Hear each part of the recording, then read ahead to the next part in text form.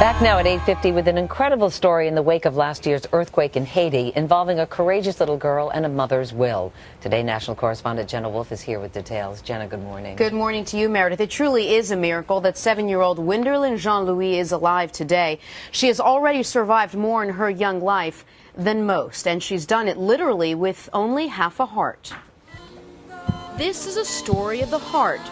Surgeons giving of theirs to repair that of a little 7-year-old girl. Her story begins over 3,000 miles away in a tiny village just north of Port-au-Prince, Haiti. In 2004, 9-month-old Winderlin Jean-Louis was brought to a clinic by her mother. She was diagnosed with a congenital heart defect. Winderlin was born with a hole in the wall between the lower chambers of her heart. It was very easy to tell that she needed cardiac surgery. If left untreated, a hole in the heart in that capacity, what would that result in? Her life expectancy would have been decades shorter. So working against time in a country already rife with child kidnappings, devastating hurricanes, and nationwide poverty, a 6-year effort began to fix a broken heart. Searching for a hospital in the United States that could accept her, Dr. John Carroll and his wife Maria reached out to Sutter Children's Center in California. They accepted Winderlin at the end of 2009.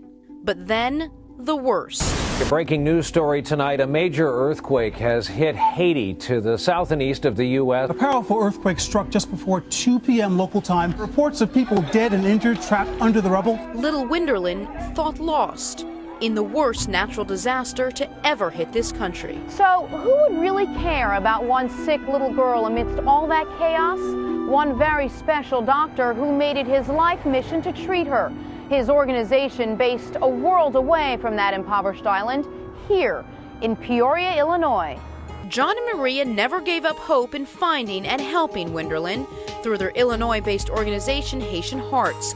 They finally received word that Winderlin was alive and living in a mud hut with her 6 siblings and her mother, Magdalene.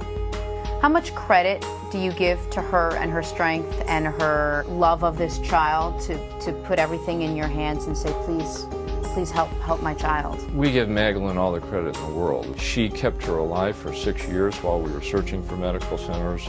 She kept her alive through the hurricanes in 2008, through the earthquake in 2010, through the cholera outbreak. Through her mother's will, Dr. Carroll's determination, and 14 long months of legal wrangling to obtain a new visa, Winderlin was on her way to Sacramento for open heart surgery. Here's a child with so much heart who ended up having a hole in her heart, part of it missing. This little girl had such spirit. We had a really confident feeling about her once we finally got her here that she was going to do great because of that spirit.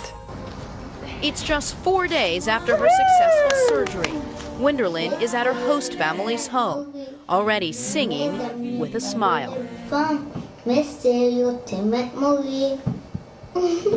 And for the Carrolls and Haitian Hearts, their job is hardly done. When you go to Haiti, you leave part of your heart there, and the only way to get that back is to keep going back to Haiti.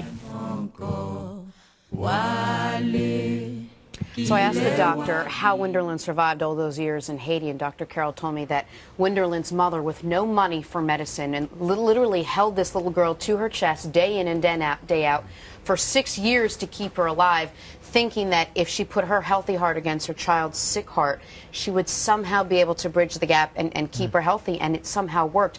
And that's why Dr. Carroll is on this tireless search for hospitals willing to perform surgeries for those children in need, because there are so many children who don't have the health and the time and the stamina to wait all these years to get some medical help up here in the United States. So how do these hospitals then reach the doctor? I mean, are we going to connect them via our website? Yes, there are different organizations like Dr. Carroll's in Illinois that are down in Haiti working at these different little makeshift hospitals looking for people. Then they come up, and then hospitals try to get in touch with them. Great story. Power of a mother's love as well. Absolutely. Thank you, Jenna. Thanks, Jenna.